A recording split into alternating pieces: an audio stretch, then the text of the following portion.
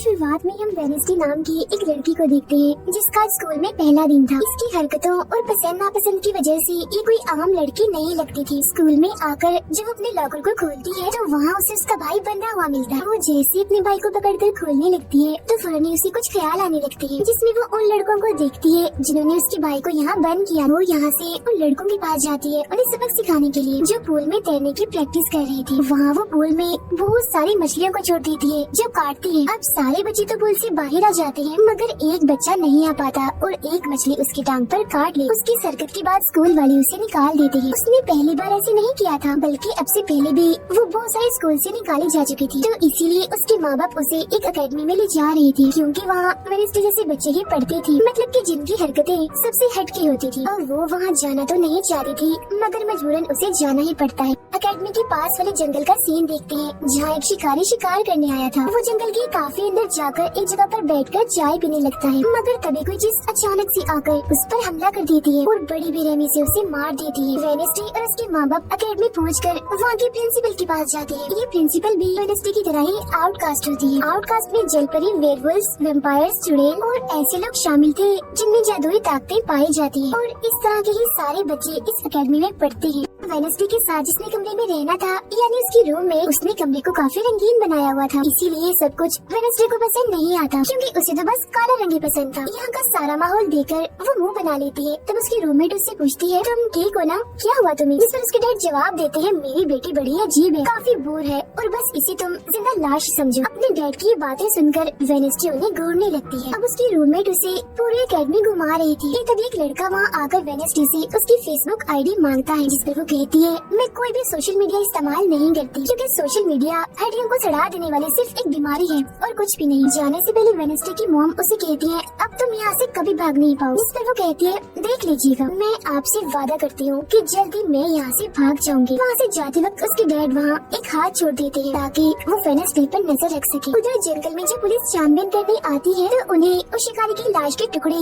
अलग अलग जगहों पर पड़े मिलते हैं। ऐसा हादसा वहाँ पहली बार नहीं हुआ था, बल्कि तीसरी बार ऐसा हुआ कि अकेडमी के इस जंगल में कोई मारा गया। और वेनेसडे अपने कमरे की सारी रंगीन चीजें हटा देती है और अपने रूममेट से कहती है, शोर मत करो, कमरे में शांति बनाओ, क्योंकि ये मेरे नॉवल लिखने का वक्त। मगर वो तो गाना लगाकर डांस करने लगती है, जिससे वेनेसडे को गुस्सा आ गया था और वो उसे गाना बंद करने को कहती है। तो वो रूममेट अपनी पंजे दिखाकर उसे डराने लगती है, क्योंकि वो थी एक वेयरवुल्फ, मतलब कि आधी इंसान और आधी वुल्फ। तभी इधर एक टीचर आती है जो काफी अच्छी थी और वो वेनेसडे को वेलकम के तौर पर एक फूल गिफ्ट दी थी। अब अगले दिन जब वेनेसडे कहीं जा रही थी तो उसके डैड का छोड़ा हुआ वो हाथ छुप छुप कर उसे देख रहा था और फिर तभी उसके ऊपर एक स्टैचू गिरने वाला था। मगर बिल्कुल ठीक वक्त पर एक लड़का जिसका नाम जेवियर है उसे बचा लेता, लेकिन इस हड़बड़ी में वो बेहोश हो गई थी। और जब उसे होश आती है तो बजाय जेवियर का शुक्रिया अदा करने की वो उसे कहती है कि मुझसे ये उम्मीद मत रखना कि मैं तुम्हारी शुक्रगुजार रहूंगी, क्योंकि तुमने मुझे बचाकर गड़बड़ कर दी, मेरी इतनी अच्छी मौत को टाल दिया। जब जेवियर कहता है, मैं तुम्हें काफी पहले से जानता हूँ, जब हम 10 साल के थे तब हमारी मुलाकात हुई थी, हम दोनों खेल रहे थे तो मैं जाकर एक ताबूत में छुप गया। लोग मुझे चुराने ही वाले थे मगर तुमने मेरी जान बचा ली और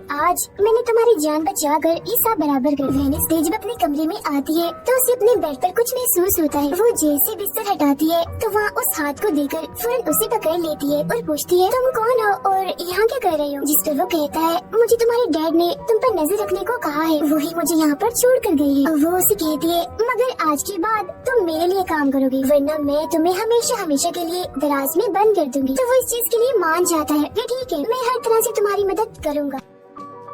अगले दिन प्रिंसिपल वेनेसडे को एक दिमागी डॉक्टर के पास ले जाती है, क्योंकि उन्हें भी ऐसा महसूस हुआ था कि वेनेसडे का दिमागी तवाज़ुन कुछ ठीक नहीं है। मगर वो वहाँ कोई बहाना बनाकर हाथ की मदद से खिड़की खोलती है और वहाँ से भाग जाती। भागते हुए वो एक आदमी से टकरा जाती है, जिससे फौरन उसे ख्याल आता है, जिसमें वो देखती है कि इस आदमी का अभी एक्सीडेंट होने वाला है, जिसमें वो मर गया है बड़ी बेरहमी से। मगर वो इस बारे में उस आदमी को कुछ नहीं बताती, क्योंकि उसे खून खराबा बहुत पसंद। वो एक होटल में जाती है जहाँ उसकी मुलाकात एक वेटर से होती है। वो काफी परेशान दिख रहा था क्योंकि उसकी कॉफी मशीन खराब हो गई। वेनेसडे उसे कहती है, मैं तुम्हारी कॉफी मशीन ठीक कर सकती, लेकिन इसके बदले तुम्हें मुझे स्टेशन पर छोड़ना होगा। जिसके लिए वो मान भी जाता है और वेनेसडे उसकी मशीन ठीक कर देती है। फिर वो कहता है, बस थोड़ा सा इंतजार करो, मेरी शिफ्ट खत्म होने वाली है, फिर हम चलते हैं। और वेनेसडे जब वहाँ बैठी इंतजार कर रही थी कि तभी कोई शरारती लड़की आकर उसे परेशान करने लगते हैं, जिससे उसे गुस्सा आ गया था और वो उन लड़कों को अकेले ही काफी मारती है और अच्छा सबक सिखाती है। अब इतनी ही देर में उस उस वेटर के डैड जो एक पुलिस ऑफिसर थे वहाँ आ जाते हैं। तोड़फोड़ देखकर जब वो अपने बेटे से इस बारे में पूछते हैं तो वो कहता है कुछ नहीं, बस वो लड़के कस्टमर्स को परेशान कर रहे थे तो इसने उन्हें अच्छा सबक सिखा दिया। तभी यहाँ अकेडमी की प्रिंसिपल भी आ जाती है, उनसे सॉरी बोलकर वेडनेसडे को यहाँ से ले जाती है। रास्ते में वो उस पर काफी गुस्सा करती है कि आखिर तुमने कैसे अकेडमी से भागने की कोशिश की। तभी उन्हें रास्ते में एक एक्सीडेंट हुआ नजर आता है जो उसी आदमी का था जिससे वेडनेसडे टकराई थी, जो देख प्रिंसिपल घबरा जाती है। कहती है मेरी दुआ है ड्राइवर को कुछ ना हुआ हो। जिस पर वेडनेसडे कहती है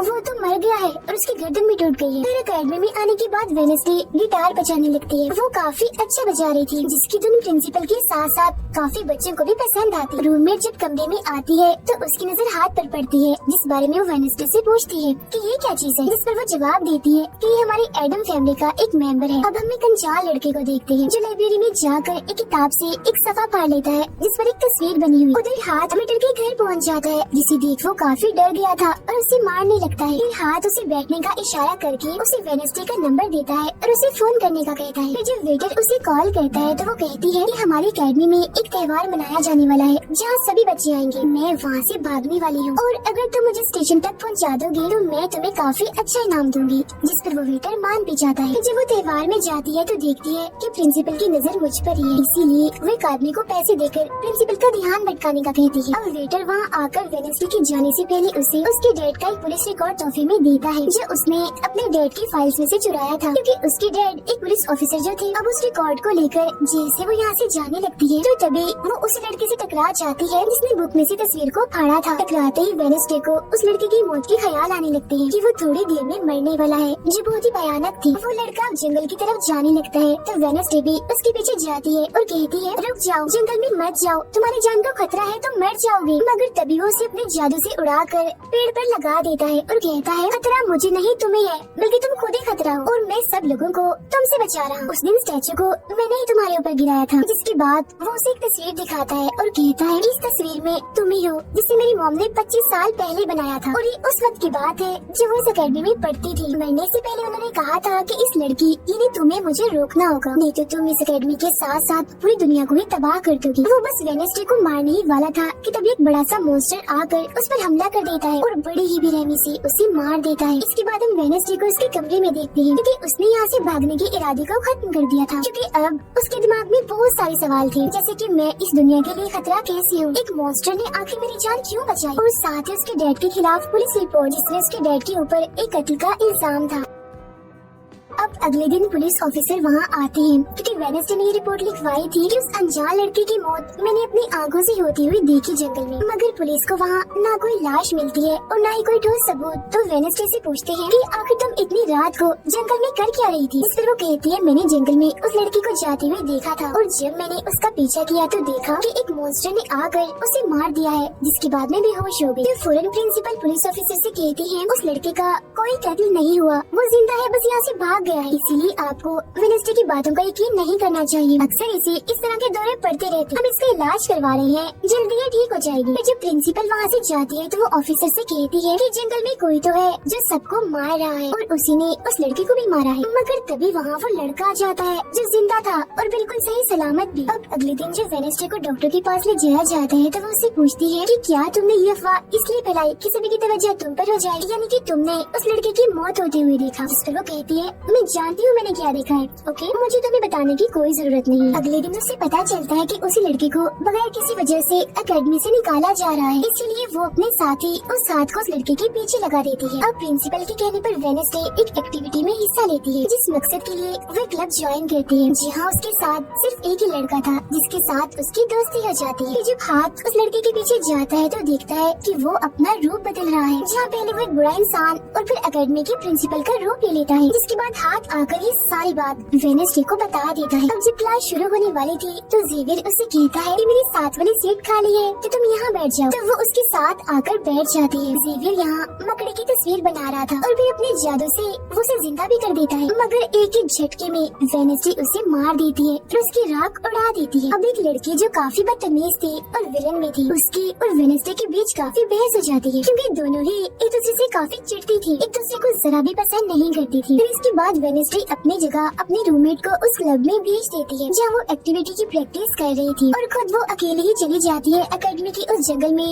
मॉन्स्टर को ढूंढने के लिए। वेडनेसडे को वहाँ उस अनजान लड़के का टूटा हुआ चश्मा भी मिलता है, वही अनजान लड़का जिसे मॉन्स्टर को मारता हुआ इसने देखा था। और अब जैसे ही वो इस चश्मे को छूती है तो लाइब्रेरी में उसे वहाँ एक किताब भी दिखती है, तो वो उस किताब को खोजने लाइब्रेरी में चली जाती है, मगर उसे वहाँ उस तरह की कोई भी किताब नहीं मिलती। जिसके बाद वो चुपके से जेवियर के कमरे में चली जाती है, क्योंकि वो लड़का और जेवियर एक ही कमरे में रहती थी। वेडनेसडे और हाथ यहाँ पर उस किताब को ढूंढ रहे थे, मगर तभी यहाँ जेवियर आ जाता है, जिस वजह से वो बेड के नीचे छुप जाती है। तभी जेवियर के पास वो विलन लड़की भी आती है और उसे कहती है तुम मुझसे क्यों नाराज हो, अच्छा गुस्सा छोड़ो, सुलह कर लो। जिस पर वो मना कर देता है। अब उसके इनकार पर विलन लड़की को लगने लगता है कि ये सब वो वेडनेसडे की वजह से कर रहा है, इसलिए वो कहती है कि कल मैं वेडनेसडे समेत तुम्हारे सभी साथियों के कश्तियों के धज्जियां उड़ाने वाली हूँ। बेड के नीचे छुपे वेडनेसडे और हाथ भी उसकी ये बात सुन लेती। कमरे में वापस आने के बाद वेडनेसडे अपने रूममेट से कहती है कि कल जो कश्तियों की रेस होने वाली है मैं भी उसमें हिस्सा लूँ और कुछ भी हो जाए उस घमंडी लड़की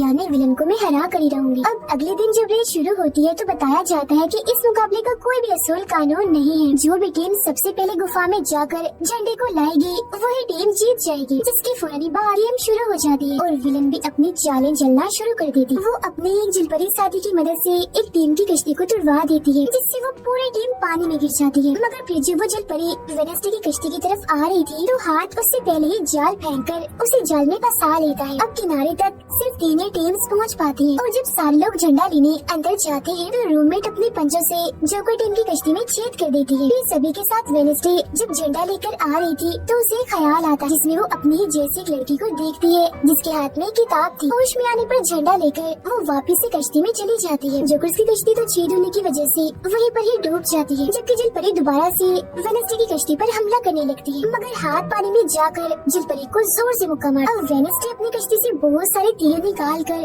विलन की कश्ती में छेद कर देती है, जिससे उसकी कश्ती डूब जाती है और वेडनेसडे की टीम इस रेस को जीत जाती है। अब ये 4 साल में पहली बार हुआ था जब उस विलन को किसी ने हराया था, इसलिए आज वो गुस्से में आग बबूला हुई।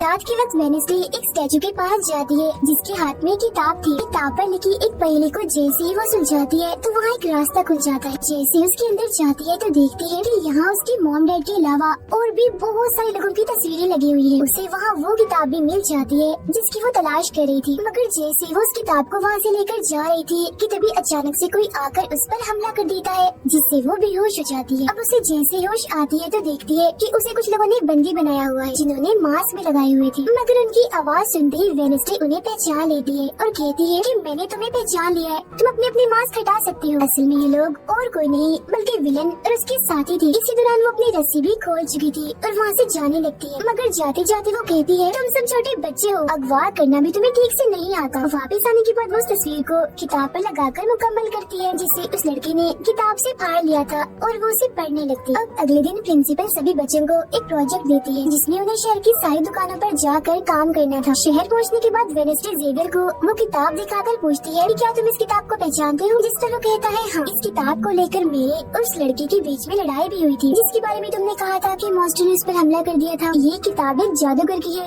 और 30 सालों से भी ज्यादा पुरानी है, तो तुम इसके साथ क्या कर रही हो? ये सुन वो से पूछती है तुम उस जादूगर के बारे में और क्या जानते हो? वो कहता है कुछ खास नहीं, अगर तुम उस जादूगर के बारे में जानना चाहती हो तो तुम्हें उसके घर जाना होगा, जो काफी पुराना एक खास घर है। अकेडमी के सारे बच्चे भी अलग अलग दुकानों में जाकर काम करने लगते हैं। वेडनेसडे एक वेट्रेस बनी थी, मगर उसका नखरा गुस्सा देखकर कोई भी उसे खाने की चीज नहीं लेता। वेडनेसडे का दोस्त पेस्ट्री खा रहा था कि तभी शरारती बच्चे आकर उसे परेशान करने लगते हैं और बस फिर होना क्या था, वेडनेसडे वहाँ आती है और उन्हें खूब मारती है। इसके बाद वो अपने उस दोस्त को लेकर जादूगर के घर जाती है ताकि वो सारी सच्चाई जान सके कि आखिर बात क्या है और उस किताब के बारे में भी। उसे वहाँ जादूगर की बहुत सारी चीजें और एक पेंटिंग भी दिखाई देती है। पेंटिंग में वो उसी लड़की को किताब पकड़ी हुई देखती है जो उसे गुफा के पास भी दिखी थी। उसके ख्याल में जब उनकी रेस में वेडनेसडे झंडा लेने गई, फिर उसे वहाँ इस पेंटिंग वाले लड़की की किताब भी मिल जाती है, मगर वो खाली थी क्योंकि वो नकली थी। इतनी ही देर में वहाँ एक औरत आती है तो वेडनेसडे उसे असली किताब के बारे में पूछती है, जिस पर वो कहती है कि वो किताब तो चोरी हो गई थी और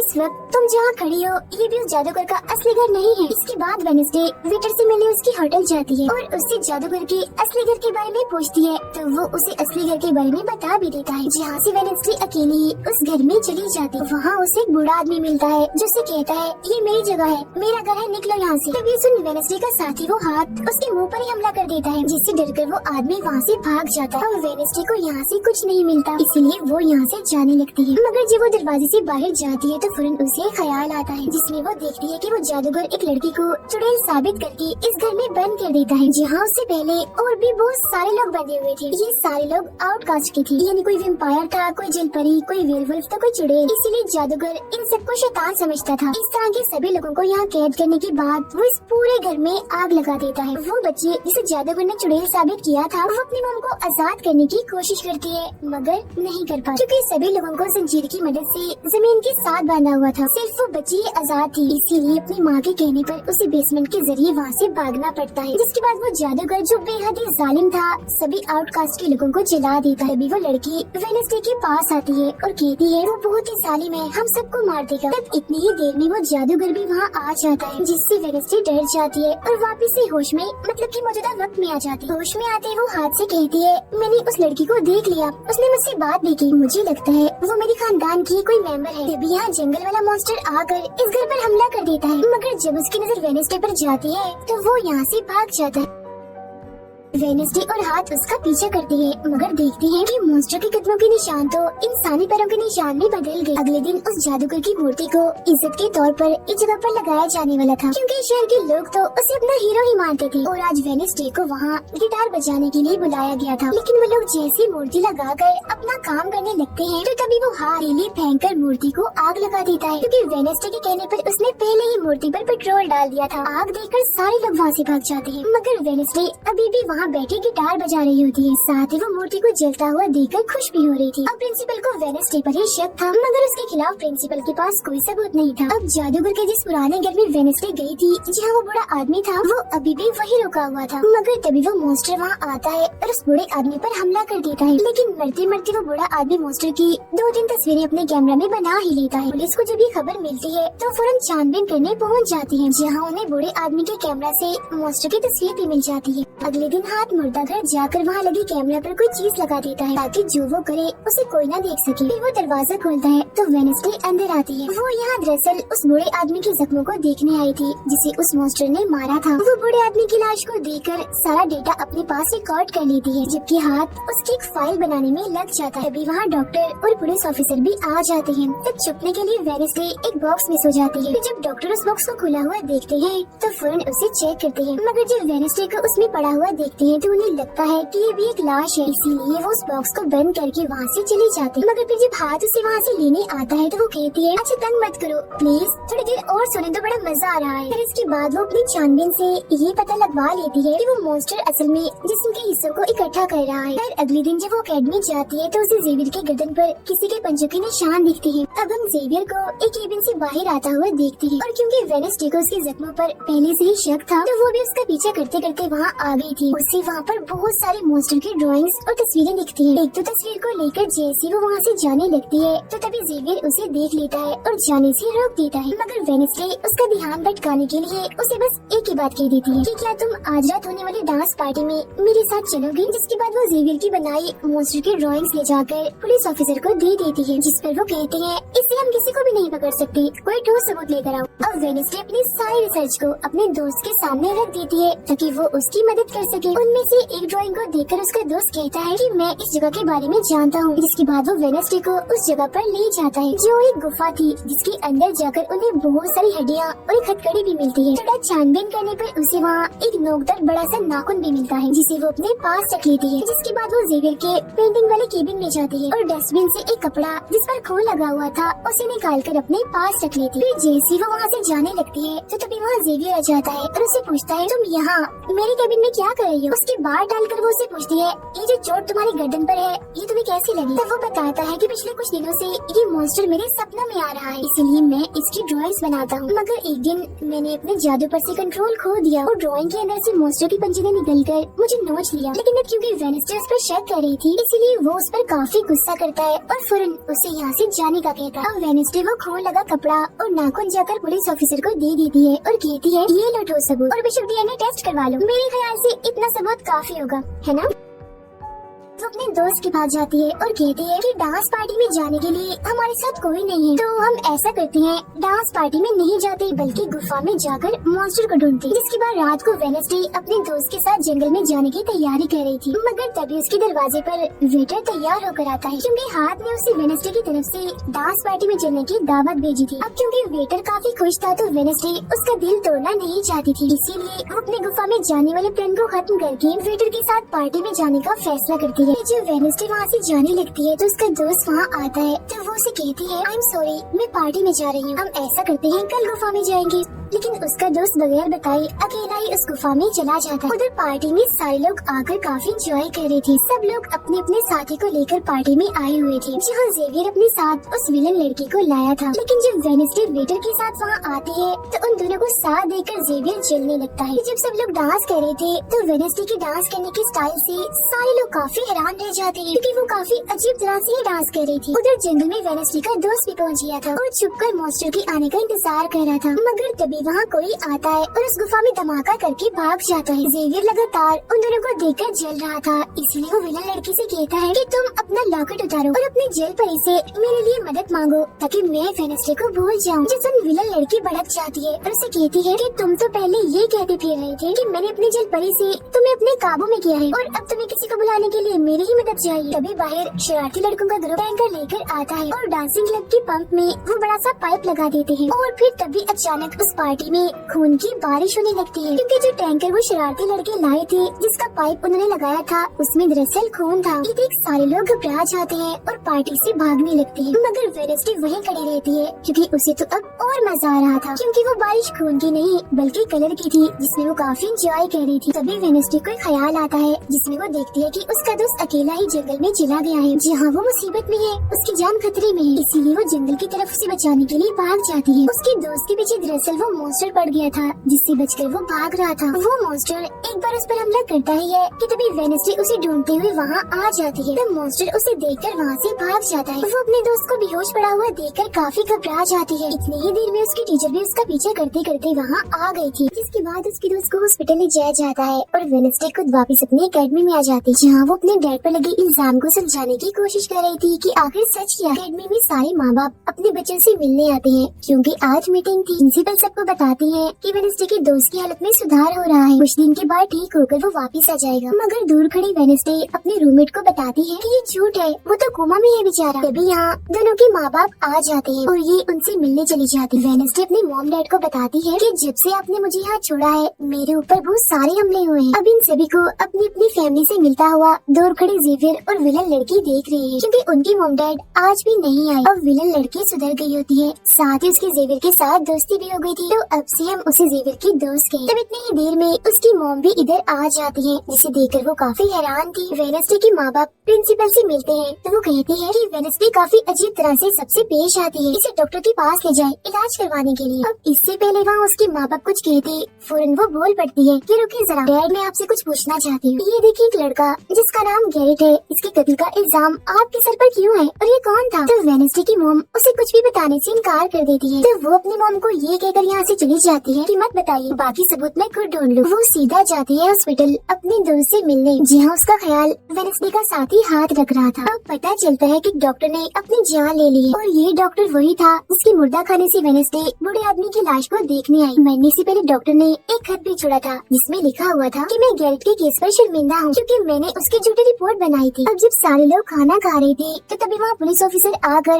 वेडनेसडे के डैड को पकड़ लेता है और कहता है कि गैरेट की मौत के इल्जाम में तुम्हें गिरफ्तार किया जा रहा है। जेल में वेडनेसडे अपने डैड से मिलने जाती है, पूछती है कि बताएं गैरेट से आपका क्या वास्ता है। तो वो बताते हैं कि गैरेट तुम्हारी मॉम से बहुत प्यार करता था। फिर एक दिन जब तुम्हारी मॉम और मैं साथ थे तो गैरेट ने आकर मुझ पर हमला कर दिया। मैंने अपना काफी बचाव किया, जिस दौरान गलती से उसकी मौत हो गई। ये सुन वेडनेसडे को उनकी बात थोड़ी झूठी लगती है। फिर वो पुलिस ऑफिसर के पास जाती है, कहती है मेरे डैड ने गैरेट को नहीं मारा और ये उनके खिलाफ साजिश की जा रही है। जिस पर वो कहता है दुनिया तुम्हारे हिसाब से नहीं चलती, हमारे पास सबूत आ गई है तुम्हारे डैड के खिलाफ। वो कहती है मैं नहीं मानती और मेरा ख्याल है कि जिसने मेरे दोस्त को मारने की कोशिश की उसने ही गैरेट को मारा होगा। पार्क में रूममेट अपनी मॉम के साथ बैठी थी, जहाँ उसकी मॉम चाहती है कि वो पूरी तरह एक वेयरवुल्फ बन जाए और वो उसे एक डॉक्टर के पास जाने का कहती रहती है, मगर रूममेट ऐसा नहीं चाहती, इसलिए वो यहाँ से चली जाती है। अब वेडनेसडे अपनी मॉम के पास जाती है ताकि वो सारी सच्चाई जान सके। उसकी मॉम खुफिया लाइब्रेरी में थी। वो अपनी मॉम से कहती है कि आपने मुझे इस अकेडमी में इसलिए भेजा ना ताकि मैं हमेशा आपकी परछाई बन के रहूं। जिस पर उसकी मॉम कहती है कि ये सिर्फ अकेडमी ही नहीं बल्कि पहले यहाँ एक ग्रुप हुआ करता था जिसकी बुनियाद तुम्हारे डैड की फैमिली की एक औरत ने रखी थी जिसका नाम गुडी था। वो कहती है मैं ये जानना चाहती हूँ कि डैड ने तो गैरेट को नहीं मारा तो फिर किसने मारा है। तब उसकी मॉम सच्चाई बताती है कि जब मैं वहाँ गई तो मैंने देखा कि तुम्हारे डैड और गैरेट आपस में लड़ रहे थे। मैंने उन्हें रोकने की कोशिश की मगर गैरेट तुम्हारे डैड को काफी बुरी तरह से मार रहा था। मैंने फौरन तलवार उठा ली और फिर जैसे गैरेट मेरे पास आने लगा तो तलवार उसकी आर पार हो गई और वो मारा गया। मगर तुम्हारे डैड ने मेरी जान बचाने के लिए तलवार मुझसे ले ली ताकि सारा इल्जाम उन पर आ जाए। वेडनेसडे कहती है मगर मुझे पता चला था कि जब गैरेट मरा तो उसके मुंह से झाग निकल रहे थे। ऐसा तो सिर्फ तब होता है जब किसी ने जहर लिया। अब सच पता करने का सिर्फ एक ही रास्ता है, गैरेट की कब्र को खोदना। जिसके बाद वो अपनी मॉम के साथ मिलकर गैरेट की कब्र को खोद देती है और वहाँ से उसकी एक उंगली ले लेती है। मगर तभी इधर पुलिस आकर उन दोनों माँ बेटी को गिरफ्तार कर लेती है। जेल में वेडनेसडे गैरेट की उंगली अपने मॉम डैड को दिखाती है, कहती है कि उसकी मौत जहर से हुई थी। मगर जैसे उसके हाथ इस उंगली पर लगते हैं उसे फौरन एक ख्याल आता है जिसमें वो देखती है कि गैरेट के डैड ने उसे जहर दिया था ताकि वो इस पूरे अकेडमी के लोगों को मार डाले। मगर जब उसकी लड़ाई वेडनेसडे के डैड से हुई तो जहर की बोतल टूट गई जिससे सारा जहर गैरेट के अंदर चला गया। जिसका मतलब साफ था कि उसने वेडनेसडे के डैड को ही नहीं बल्कि पूरी अकेडमी को ही खत्म करने आया था। जेल से रिहा होने के बाद वेडनेसडे और उसकी मॉम मेयर के पास जाती है, कहती है आपने गैरेट की मौत के सच को छुपाया, उसकी मौत जहर से हुई थी न कि तलवार से, और ये बात साबित भी हो गई है। जो सुन मेयर सब कुछ सच बता देता है जिसके बाद वेडनेसडे के डैड को भी रिहा कर दिया जाता है। अब वेडनेसडे अपनी मॉम को बताती है कि मुझे बहुत ख्याल आते हैं, जिस पर उसकी मॉम कहती है कि ये खासियत हमारे खानदान में है, ख्याल सबको आते हैं। अगर ख्याल हमारे कंट्रोल में ना रहे तो ये हमें पागल बना सकते हैं, इसीलिए हमारे खानदान के पुराने लोग आकर हमें आसान रास्ता बताते हैं और ट्रेनिंग देती हैं। तो वेडनेसडे फौरन बोलती है जैसे गुडी एडम्स जिसके बारे में आपने बताया था कि वो मेरे डैड के खानदान के हैं। जिस पर उसकी मॉम कहती है कि मुझे नहीं पता, बहरहाल तुम होशियार रहना, क्योंकि गुडी एडम्स बदला चाहती थी जिसके चक्कर में वो खुद भी नहीं बच पाई। फिर सबके माँ बाप अपने अपने बच्चों से मिलकर जा रहे थे। रूममेट अपनी मॉम को कहती है आप फिक्र मत करना, जब मुझे वेयरवुल्फ बनना होगा मैं बन जाऊंगी। जाने से पहले वेडनेसडे की मॉम उसे वही किताब देती है जो अक्सर प्रिंसिपल के पास हुआ करती थी। वो किताब लेकर वेडनेसडे प्रिंसिपल के पास जाती है, कहती है कि उस अनजान लड़की को आपने मारा था, मैंने देखा था, जिसके बारे में मैंने कहा था कि उसे मॉन्स्टर ने मारा है, क्योंकि वो आप ही हो जो खुद को बदल बदल कर लोगों को मार रही हो। मैं ये बात अब पुलिस को बता दूंगी। जिस पर प्रिंसिपल कहती है नहीं, उसे मैंने नहीं मारा, बल्कि वो तो अपनी ताकतों पर से कंट्रोल खो बैठा था और उस दिन उसने तुम्हें मारने की भी कोशिश की थी। इनकी बातों के दौरान इन्हें बाहर से शोर सुनाई देता है। ये चेक करने जब वहाँ जाती है तो पता चलता है कि बाहर ग्राउंड में आग से कुछ लिखा हुआ। अब वेडनेसडे अपने चारों तरफ मोमबत्तियाँ जला के बैठी थी क्योंकि वो गुडी को बुलाने की कोशिश करी, मगर तभी इधर उसकी रूममेट आ जाती है। साथ ही उसे एक खत भी मिलता है जिसमें कोई उसे गुफा में मिलने बुलाता है। जब वेडनेसडे अपने रूममेट के साथ वहाँ जाती है तो गुफा के अंदर जाने के बाद उसे एहसास होता है कि यहाँ कोई है। यहाँ दरअसल जेवियर और उसके साथी थे जो वेडनेसडे को सरप्राइज देना चाहते थे क्योंकि आज उसकी बर्थडे थी। यहाँ वेडनेसडे को एक लाइन लिखी हुई दिखती है कि जब मैं लौटूंगा तो शोले बरसेंगे। इसे जैसे वो हाथ लगाती है तो उसे ख्याल आता है जिसमें वो उसी लड़की से मिलती है जो अक्सर उसे नजर आया करती थी, और ये और कोई नहीं बल्कि गुडी ही है। वो वेडनेसडे को एक महल दिखाकर कहती है कि अगर तुम्हें उस जादूगर के बारे में जानना है तो तुम्हें इस महल को ढूंढकर यहाँ आना होगा। कि जब वो ग्राउंड में खड़ी उस लाइन को देख रही थी जहाँ आग से कुछ लिखा था तो तभी उसके पास जेवियर आता है जिससे वो बात नहीं करती क्योंकि नाराज थी। उसे लग रहा था कि हो ना हो जेवियर ही वो मॉन्स्टर है। फिर वो अपने दोस्त के पास हॉस्पिटल जाती है जो अभी भी बेड पर था और उसकी हालत भी खराब थी, इसीलिए वो उसे कोई बात नहीं कर पाती। अब वेडनेसडे अपने दोस्त वेटर से मिलने जाती है और उसे उस महल जो गुडी ने दिखाया था उसकी तस्वीर दिखाकर पूछती है कि क्या तुम इस जगह के बारे में जानते हो, जिस पर वो मना कर देता। अब यहाँ तो उसका काम नहीं हुआ, इसीलिए वो उस तस्वीर को लेकर जेवियर के पास जाती है और उससे भी वही सवाल करती है कि क्या तुम इस जगह के बारे में जानते हो। मगर तभी उसकी नजर इसी महल की पेंटिंग पर जाती है जो जेवियर ने पहले से ही बनाई हुई थी, जिस पर वो बताता है कि ये जगह रात को मेरे सपने में आई थी तो मैंने इसे बना दिया। अच्छी बात ये थी कि जेवियर इस जगह के बारे में जानता भी था। तब उससे महल का पता लेकर वेडनेसडे वहाँ पहुँच जाती है जहाँ मेयर पहले से ही मौजूद था, और क्योंकि वो जान गया था कि असली कातिल कौन है तो वेडनेसडे उसकी गाड़ी में ही छुप जाती है। मगर जैसे मेयर की गाड़ी शहर में पहुँचती है तो कोई उनकी गाड़ी को ठोक देता है जिससे मेयर का एक्सीडेंट हो गया था। वो काफी जख्मी हो जाते हैं, उनकी हालत मरने वाली हो गई। फिर अब रात के वक्त वेडनेसडे वेटर और अपने रूममेट के साथ उसी महल में आती है। यहाँ उसे ऐसा महसूस होता है जैसे कोई इधर रह रहा है क्योंकि मोमबत्तियाँ गर्म थी और ये कमरा बिल्कुल साफ था। इतनी ही देर में वो मॉन्स्टर भी यहाँ आ जाता है है, जिससे बचने के लिए ये लोग छुप जाते हैं। ये लोग देखते हैं कि जिन जिन लोगों पर मॉन्स्टर ने हमला किया था उनके जिस्म के कटे हुए हिस्से यहाँ पर पड़े हुए हैं। अब वेडनेसडे अपने दोस्तों को मॉन्स्टर से बचाना चाहती थी, इसलिए वो उन्हें यहाँ से ले जाती है। ये वेटर के घर जाते हैं, जहाँ जैसे उसके डैड आते हैं तो वेडनेसडे उन्हें कहती है कि मैं आपको कुछ दिखाना चाहती हूँ, क्योंकि वो पुलिस ऑफिसर जो थे वो जब उन्हें महल में ले जाती है तो वहाँ पर कुछ भी नहीं था। मतलब जिस्म के कटे हुए हिस्से जो पहले यहाँ पर रखे हुए थे वो वहाँ पर नहीं पड़े थे, जिससे पुलिस ऑफिसर को गुस्सा आ जाता है और वो कहते हैं कि आज के बाद तुम मेरे बेटे से नहीं मिलोगी। अब जब वेडनेसडे एकेडमी आती है तो वहाँ उसे प्रिंसिपल मिलती है, जो कहती है कि तुम्हें मैंने कहीं भी जाने से मना किया था, मगर तुमने मेरी बात ना मानकर अच्छा नहीं किया। जिस पर वो जवाब देती है, मैं सच का पता लगवाने गई थी, इसलिए मैं माफी नहीं मांगूंगी, मैंने कुछ गलत नहीं किया है। जिसके बाद वो प्रिंसिपल को एक पेंटिंग भी दिखाती है जिसमें वो जादूगर था और वेडनेसडे खुद थी। बताती है कि इसलिए वो अनजान लड़का मुझे मारना चाहता था, क्योंकि उसे लग रहा था कि एकेडमी के लिए मैं खतरा हूँ, मगर खतरा दुश्मन कातिल तो कोई और ही है, जबकि मैं तो इस एकेडमी और सबको बचाना चाह रही हूँ, तो मुझे एक मौका मिलना चाहिए। प्रिंसिपल कहती है नहीं, तुम कहीं नहीं जाओगी, आगे से ऐसी कोई भी गलती की तो मैं तुम्हें एकेडमी से निकाल दूंगी। और वहाँ से वो ये कहकर चली जाती है। वो जब अपने कमरे में वापस आती है तो देखती है कि रूममेट अपना सामान पैक कर रही है, क्योंकि वो यहाँ से जा रही है। वो गुस्से में वेडनेसडे से कहती है कि तुम्हें सिर्फ अपना काम में निकलवाना आता है, फिर चाहे इसके लिए तुम्हारे दोस्तों की जान क्यों न चली जाए, आज वो अजीब सा मॉन्स्टर हमें भी मार देता। जिसके बाद वो यहाँ से चली जाती है। और वेडनेसडे बिल्कुल अकेली रह गई थी, इसलिए कमरे में एक जगह बैठकर वो उस बॉक्स को देखने लगती है जो वो जादूगर के महल से चुरा कर लाई थी। उसे बॉक्स के नीचे एक खत मिलता है जिसमें वेडनेसडे की अपनी ही बहुत सारी तस्वीरें होती हैं, जो देख वो कहती है मेरी एडम्स फैमिली, जादूगर, मॉन्स्टर और मैं शायद किसी न किसी तरीके से जुड़े हुए हैं। और जब ये बात मेरे को पता चली तो किसी ने उनका मुंह बंद कर दिया, मगर मैं चुप नहीं बैठूंगी और तुम जो कोई भी हो मैं तुम्हें ढूंढ लूंगी। देखना, अब मेयर की मौत हो गई थी और जब उन्हें दफनाया जा रहा था तो वेडनेसडे वहाँ आती है और सोचने लगती है कि कातिल यहाँ आए लोगों में से कोई है, मगर तभी उसे जंगल में कोई दिखता है। वो पीछे करती है तो पता चलता है कि और कोई नहीं बल्कि उसका अंकल है। अंकल बताते हैं कि मेरे ऊपर चोरी का इल्जाम है, तो कुछ वक्त के लिए मुझे छुप के रहना होगा। तो वेडनेसडे उन्हें एक केबिन में छुपा देती है और मॉन्स्टर की तस्वीर दिखाकर पूछती है कि आप इसके बारे में कुछ जानते हैं। जिस पर वो कहते हैं मैं ज्यादा कुछ तो नहीं जानता, अगर तुम्हें इसके बारे में जानना है तो तुम्हें खुफिया लाइब्रेरी में जाना होगा। वहाँ एक तिजोरी में डायरी है जिसमें इस मॉन्स्टर के बारे में सब लिखा है। आधी रात को वेडनेसडे उस लाइब्रेरी में जाती है जहाँ जेवियर पहले से ही मौजूद था। तभी उसे कहती है जहाँ जहाँ मॉन्स्टर से हमला हुआ है वहाँ तुम पाए गए हो, तो होना हो मॉन्स्टर तुम ही हो। मगर वो उसकी बात को अनसुनी करके यहाँ से चला जाता है। तभी इधर उसके अंकल आते हैं। ये मिलकर डायरी को ढूंढ लेते हैं जिसमें इस मॉन्स्टर के बारे में सब कुछ लिखा था कि ये मॉन्स्टर किसी के कंट्रोल में भी आ सकता है और फिर बस ये अपने मालिक के कहने पर ही काम करता है। रात के वक्त वो अपने साथी हाथ को कहती है कि मैं वेटर से मिलने जा रही हूँ, तब तक तुम मेरी डायरी का ख्याल रखना। कि जब वेटर के साथ गुफा के अंदर जाती है तो देखती है कि यहाँ उसने गुफा को सजाया हुआ है, क्योंकि वो उसे शादी के लिए पूछने वाला था। वापिस आकर वेडनेसडे देखती है कि उसके कमरे का सारा सामान इधर उधर बिखरा पड़ा है और उसकी डायरी को चुरा कर यहाँ से ले गया है। फिर जैसे वो अपने साथी हाथ को देखती है तो घबरा जाती है, क्योंकि उसकी हथेली में किसी ने चाकू आर पार कर दिया था और अब उसमें जान नहीं थी, वो मर गया था। फिर वो हाथ को लेकर जल्दी से अपने अंकल के पास आती है और दुखी होती हुई कहती है प्लीज अंकल कैसे भी करके हाथ को जिंदा कर दीजिए। तब अंकल बार बार बिजली के झटके उसे देते हैं जिससे वो जिंदा हो जाता है। वो उसे पूछती है अच्छा तुम पर हमला किसने किया था, जिस पर इशारों से वो बताता है कि मैंने नहीं देखा क्योंकि हमला पीछे से हुआ था। जिस पर वेडनेसडे गुस्से से भर जाती है, कहती है चाहे कुछ भी हो जाए मैं उसे नहीं छोड़ूंगी, वो जो भी है। और वो प्रिंसिपल को आकर कहती है किसी ने मेरे कमरे में तोड़ फोड़ कर दी है, साथ ही को इस डायरी को भी चुरा कर ले गया है। वो कहती है वो डायरी तो खुफिया लाइब्रेरी में थी, तो तुम्हारे पास कैसे आई? तुम ऐसी हरकतें मत करो कि एकेडमी को बंद करना पड़े, ऐसा मैं होने नहीं दूंगी। फिर जब वेडनेसडे वहाँ से जा रही थी तो तभी उसके पास उसके साथी आते हैं और उसे जानकारी देते हैं कि गैरेट जिसकी मौत का इल्जाम तुम्हारे डैड पर था,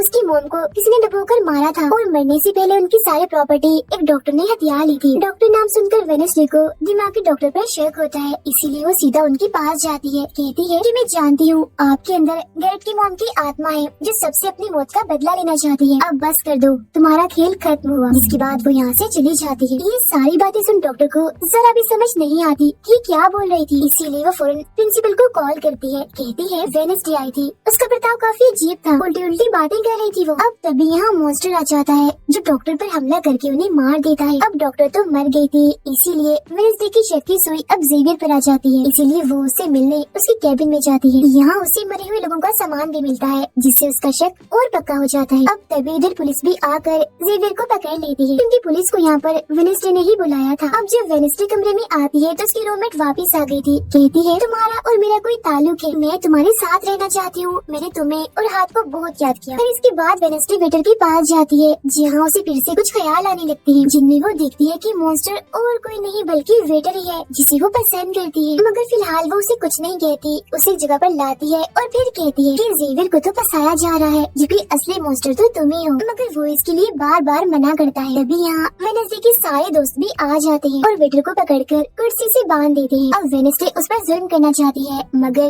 उसके दोस्त ऐसा करना नहीं चाहते, इसीलिए वो यहाँ से चले जाते हैं। फिर जैसे ही वो वेटर को मारने के लिए आगे बढ़ती है कि तभी वेटर के डैड पुलिस ऑफिसर यहाँ आ जाते हैं और वेडनेसडे को गिरफ्तार कर लेते हैं। हालांकि वो उन्हें कहती भी है कि असली कातिल आपका बेटा है, वही मॉन्स्टर है ये, मगर वो उसकी एक नहीं सुनते। फिर जब वो यहाँ से जा रही थी तो वेटर उसके पास आता है, कहता है ऐसा लगा हारना, अभी तो और भी बहुत कुछ होना बाकी है बच्चों। जिसके बाद प्रिंसिपल भी वेडनेसडे को कह देती है कि तुमने सारी हदें पार कर दी, इसीलिए तुम्हें अकेडमी से निकाला जा रहा है। लेकिन अभी भी वो बार बार एक ही बात कह रही थी कि वेटर ही असली मॉन्स्टर है, मगर फिर भी वो उसकी एक नहीं सुनती और जाने का कहती है। तब आखिरी बार वेडनेसडे जेवियर से मिलने जाती है, जो जेल में बंद था और उससे नाराज भी था, क्योंकि वेडनेसडे ने उसे पुलिस के हवाले किया था। हालांकि वो उसे बताती भी है कि मॉन्स्टर वेटर है और उसने मेरे जरिए तुम्हें फंसाया है। वो उसकी एक नहीं सुनता, कह देता है कि सारी मुसीबत की जड़ तुम हो, अगर तुम ये अकेडमी छोड़ के चली जाओगी तो कुछ भी गलत नहीं होगा। ये बात सुनने के बाद वो एक सेकंड भी नहीं रुकती और यहाँ से चली जाती है। वो अपने कमरे में आकर अपना सारा सामान पैक करती है, जिसके बाद वो सभी से आखिरी मुलाकात करती है। सबसे आखिर में वो अपने दोस्त से मिलने हॉस्पिटल में जाती है, कहती है मैं तो जा रही हूँ, तुम अपना ख्याल रखना और हाँ बाहर मत निकलना, बाहर मॉन्स्टर हो सकता है। और उस दिन गुफा में धमाका करने वाला और कोई नहीं बल्कि प्रिंसिपल ही थी। जिस तरह कहता है नहीं, धमाका करने वाले के जूते लाल थे, जबकि प्रिंसिपल कभी भी लाल जूते नहीं पहनती। ये बात सुनकर वेडनेसडे को पता चल जाता है कि असली कातिल कौन है। वो अपने उसी टीचर के पास जाती है जिसे सब पसंद करती थी और कहती है बाकी लोग तो बिना वजह मारे गए हैं, जबकि असली कातिल तो तुम ही हो। तुमने ही वेटर को अपने कंट्रोल में करके उसे मॉन्स्टर बनाया और धीरे धीरे उसे अपना गुलाम बना लिया, अपने इशारों पर नचाकर लोगों को उसके जरिए मरवाया। तभी यहाँ वेटर भी आ जाता है, जिसे वो टीचर कहती है जल्दी करो, वेडनेसडे को मार दो। लेकिन दरअसल ये वेटर नहीं थी बल्कि प्रिंसिपल थी, जो रूप बदल कर यहाँ पर आई थी। और अब टीचर प्रिंसिपल के गले में जहर का इंजेक्शन घुसा देती है, जिससे प्रिंसिपल बेचारी मारी जाती है। फिर वो वेडनेसडे को भी बांध कर जादूगर की गुफा में ले आती है। गुफा में आकर वेडनेसडे को पता चल जाता है कि जिन मरे हुए लोगों के जिस्म के हिस्सों को इकट्ठा किया गया था, वो दरअसल जादूगर को दोबारा से जिंदा करने के लिए किए गए थे। तभी यहाँ टीचर जो असली विलन थी वेडनेसडे को बताती है कि जब गुडी ने जादूगर को मारा था तो गुडी ने अपने खून से जादूगर की कब्र पर एक ताला लगा दिया था, और अब जादूगर को जिंदा करने के लिए हमें गुडी की फैमिली मतलब एडम्स फैमिली के ही किसी इंसान का खून चाहिए, साथ ही पूरे चांद की रात भी हो। और अब हमें ये सुनहरी मौका मिल गया है जादूगर को जिंदा करने का, क्योंकि एडम्स फैमिली से तुम हो और आज पूरे चांद की रात भी है, हम तुम्हारा खून लेंगे। जिसके बाद टीचर वेडनेसडे के हाथ पर कट लगा देती है, जिससे उसका खून निकलने लगता है। फिर वो उसके खून से जादूगर की कब्र का ताला खोल देती है और फिर अगले ही पल जादूगर भी जिंदा होकर अपनी कब्र से बाहर आ जाता है। बाहर आते ही वो वेडनेसडे को चाकू मार देता है, जिससे वो जख्मी हो जाती है। इसके बाद वो अकेडमी को खत्म करने के लिए चला जाता है। अब तभी यहाँ गुडी एडम्स आती है और वेडनेसडे को बिल्कुल ठीक कर देती है, मतलब कि उसके जख्म, और कहती है मैंने तुम्हें ठीक तो कर दिया है, मगर अब के बाद मैं तुम्हें नजर नहीं आऊंगी। जंगल के रास्ते से जब वेडनेसडे जा रही थी तो तभी उसके सामने वेटर आ जाता है। उसे टीचर कंट्रोल कर रही थी, इसीलिए वो मॉन्स्टर बनकर उस पर हमला कर देता है। वो बस उसे मारने ही वाला था कि तभी यहाँ एक वेयरवुल्फ आ जाती है, जो और कोई नहीं बल्कि रूममेट थी, जो आज पहली बार वेयरवुल्फ बनी थी, वो भी सिर्फ वेडनेसडे को बचाने के लिए। यहाँ वेयरवुल्फ और मॉन्स्टर के बीच काफी खतरनाक लड़ाई होती है, जिसमें वेयरवुल्फ मॉन्स्टर पर भारी पड़ रही थी और उसे काफी मारती है, अच्छा मजा चखाती है। इसके बाद वेडनेसडे जादूगर से लड़ने उसे रोकने के लिए अकेडमी में आ जाती है, जहाँ वेडनेसडे को बचाने के लिए जेवियर पहुँच जाता है। अब जैसे जादूगर जेवियर को मारने वाला था तो तभी सामने वेडनेसडे आ गई थी और वो बेचारी खुद जख्मी हो जाती है, मगर फिर भी वो जेवियर को कहती है कि तुम यहाँ से जाओ और बाकी अकेडमी वालों को बाहर निकालो, क्योंकि ये हम जैसे आउटकास्ट के लोगों को नहीं छोड़ेगा। जिसके बाद वो फिर से खड़ी हो जाती है, उसके हाथ में तलवार भी थी, जिसकी मदद से वो जादूगर से लड़ती है, मगर जादूगर काफी ताकतवर था, इसलिए वो उसके सामने नहीं टिक पाती। वो बस उसे मारने ही वाला था कि तभी इधर जेवियर की दोस्त आकर जादूगर का ध्यान भटका देती है, जिस दौरान मौका देकर वेडनेसडे उठती है और तलवार के एक टुकड़े को जादूगर के दिल की आर पार कर देती है, क्योंकि ऐसा उसे गुडी एडम्स ने करने को कहा था। जहाँ जादूगर